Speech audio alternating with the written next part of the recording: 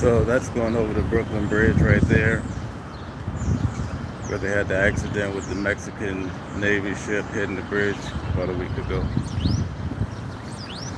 So this is the financial district, close to where the World Trade Centers fell.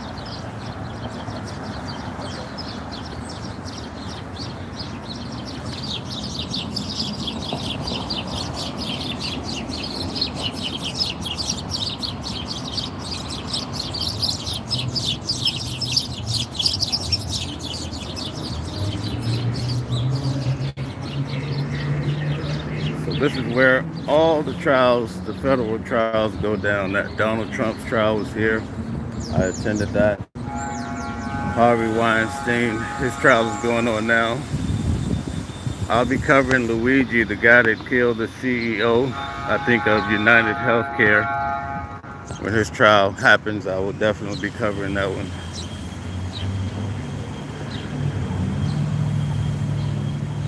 But right now, we're covering Sean Diddy Combs.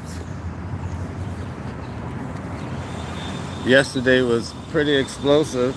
I think Capricorn Clark, she used to be his personal assistant. He fired her a couple of times and she came back to work for him. So she had different roles. The last time I believe she came back, she worked as Cassie's creative director. That's what she testified. She cried basically all day. You could tell she loved Diddy, and she probably loved him on a personal level as well, because she talked about it. She broke it down yesterday, but there was two parts that I'll go over because I'm almost at the courthouse. She talked about how Diddy, someone stole his diamond Jesus piece that he had loaned from Jacob the jeweler. Also, it was a chain and watch. And so Diddy had one of his security guards go get her. And they basically questioned her. She lived in Queens at the time with a roommate. And so the security guard went with her home and basically searched her entire house. Went through all her stuff, basically tore the place apart, even for her roommate as well. And so then she said the next morning, the security guard came and took her to a location here in Manhattan. It was a corporate location that they were basically about to move into, but the place was in disrepair. It was under construction. And so this security guard, I think it was Uncle Paulie. I'll confirm later when I look at my notes. But at any rate, the security guard took her into this building, locked the doors behind her. And the prosecutors, they're trying to build this picture that Diddy was controlling everybody. And so here again, we have him having an employee locked up in a place where they can't leave. They testified, Cassie testified how her life was totally controlled. So that's a big part of this case, controlling people. They're building a picture that he had an enterprise that was more than just making music. In fact, Capricorn testified that she basically worked 24 hours a day. His other assistant, Kaplan, basically explained the same thing. And then David James said, you couldn't go home. You had to be there before Diddy woke up in the morning, get his food together, turn on his TV, and then Diddy would go to this is a federal building, so they have to let you out here. So you had to basically shadow him. That's the word she used yesterday. You had to shadow him every day. So at any rate, she went into this building. She said she went up to the 6th floor, and there was a guy sitting at the table smoking, freight train smoking, and he was about 5 times bigger than her, a really fat guy. Almost sound like Sopranos or one of these gangster movies. And the guy basically said, you're gonna sit here and you're gonna take this lie detector test. Oh man, the same homeless guys laying here today. This is crazy, I don't understand this. This is a crazy world. So anyway, he said, listen, you have to pass this lie detector test or they're gonna throw your ass in the Hudson. And she talked about how terrified she was. And so the first day it was inconclusive. And I believe she said she was subjected to that for 5 days and the security guard would not let her go. So at the end of it all, they never really told what the findings were, but she was allowed to go back to work.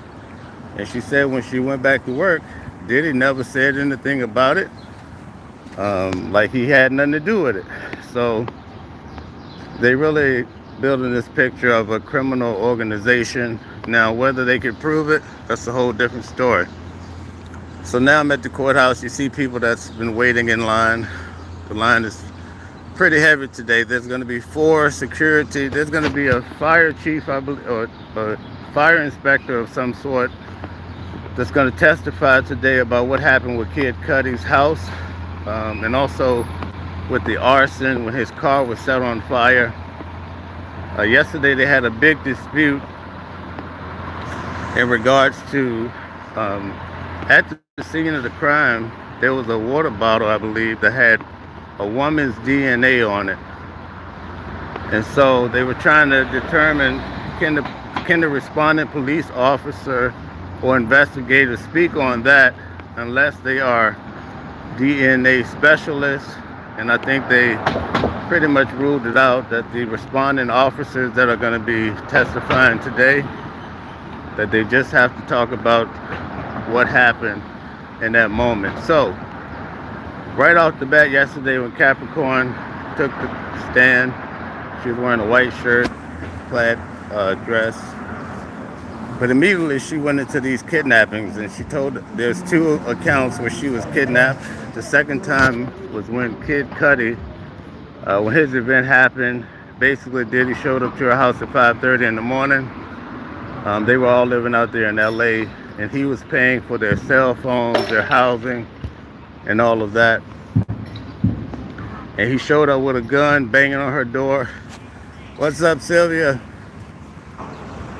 He showed up to her house, banging on her door, and basically she said the gun was waved at her and he was waving the gun around, and he took her over to against her will.